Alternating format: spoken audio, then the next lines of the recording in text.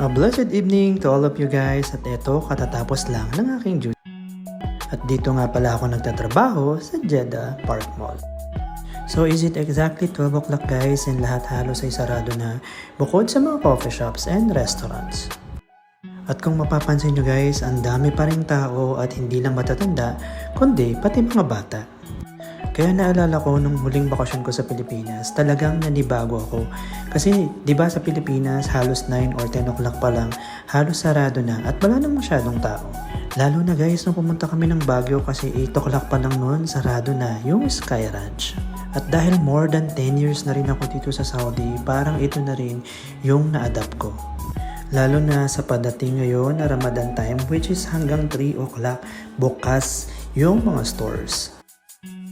Hanggang sa susunod nating kwentuhan guys, ingat kayo palagi and God bless!